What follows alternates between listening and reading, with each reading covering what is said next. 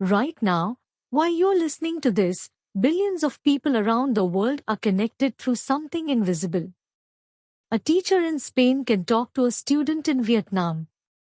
A photo taken in Brazil can appear on a screen in Japan seconds later. Money, ideas, music, and messages move across the planet almost instantly. And yet, this entire system is younger than many of our grandparents. The internet wasn't invented by one brilliant person working alone. It began with fear, ambition, failed experiments, and one simple question: could two computers, sitting far apart, actually talk to each other? Today, we're going to answer that question. You'll learn how a small military project turned into a global network, how one British scientist made that network usable for ordinary people, and how search engines, social media, and smartphones changed human life forever. So get comfortable, and let's go back to the beginning. Chapter 1: The Fear That Started Everything. Our story doesn't start with computers. It starts with fear. In the 1950s, the United States and the Soviet Union were locked in the Cold War.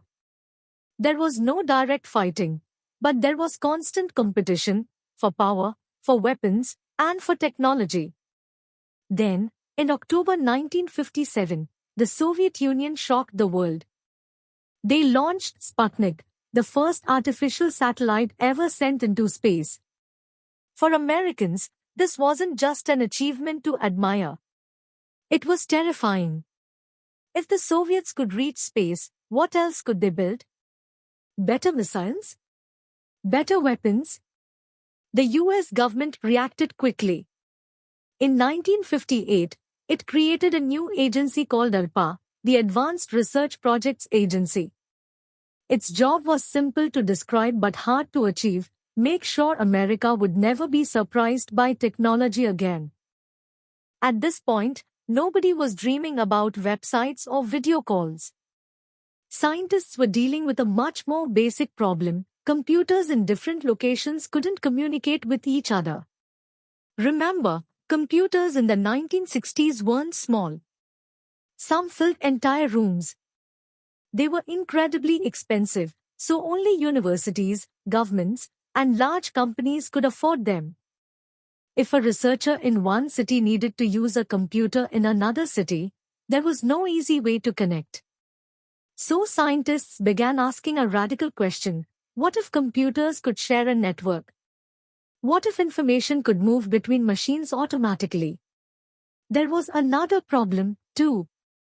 Traditional communication, like a phone call, used one continuous connection.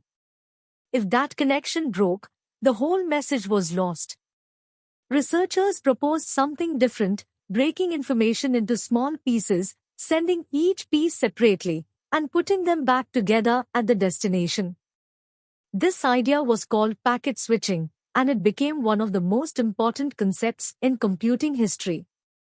Think of mailing a long letter by tearing it into numbered pages and sending each page separately. They might travel different routes, but they arrive and get reassembled in order. In 1969, this idea became real. Researchers connected a computer at UCLA to one at Stanford. They tried to type the word login. The letters L and O were sent successfully. Then the system crashed. The very first message on the Internet's ancestor network was just two letters, L, O. This new network was called ARPANET, and it was about to grow. Chapter 2: One language for every computer. By the early 1970s, ARPANET was expanding. More universities joined, more computers connected, and more information moved across the wires. But a new challenge appeared. ARPANET wasn't the only network. Other networks were being built using different technology, some through radio, others through satellites. And these networks couldn't talk to each other. Imagine traveling between cities where every city speaks a completely different language. You can talk to people at home, but the moment you leave, no one understands you. That was the situation with early computer networks. Two researchers, Vince Cerf and Bob Kane, decided to solve this. Instead of forcing every network to become identical, they created a shared set of rules that any network could follow. This became known as TCP/IP. Here's the simple version. Information gets broken into small pieces.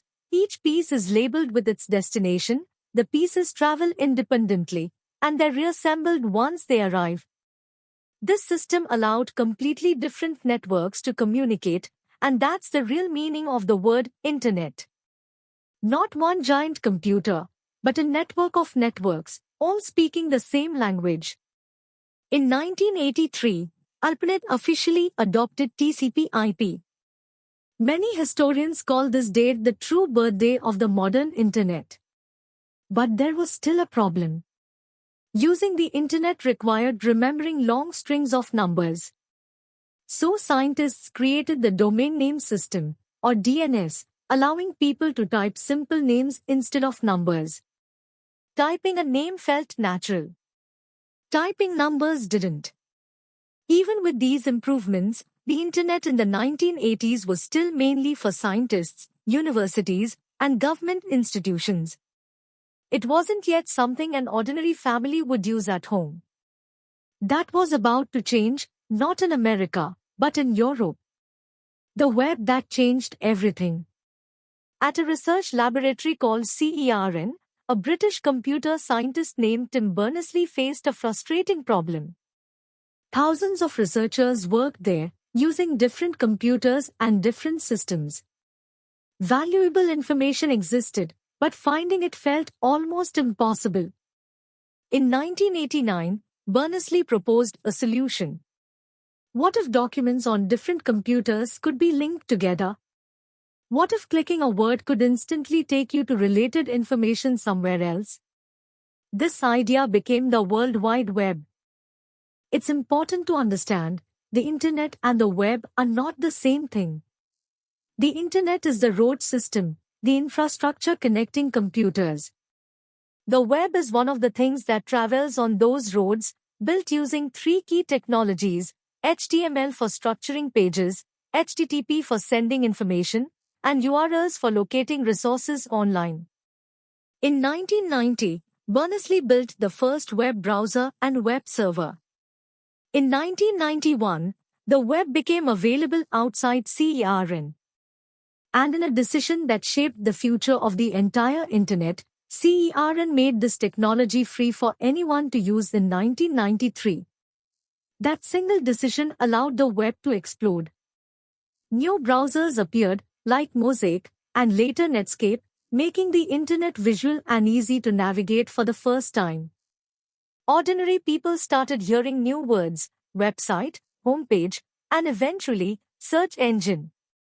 As millions of websites appeared, a new challenge emerged. How do you find anything in such a massive digital library? Early tools like Yahoo tried to organize the web manually.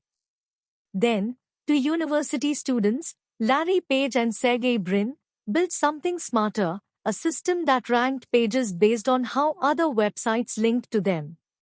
Their company became Google, and search would never be the same. Chapter 4. From Information to Connection. By the early 2000s, the Internet had survived a financial crash and entered a new era, often called Web 2.0. The web stopped being just something people read. It became something people helped create. Blogs, forums, and photo-sharing sites gave ordinary users a voice. Then came social networks. Facebook launched in 2004 and quickly connected friends, families, and strangers across continents. In 2005, YouTube let anyone upload a video and reach a global audience without needing a television studio. Suddenly, teachers, musicians, and everyday people could build audiences from their bedrooms. In 2007, the iPhone changed everything again.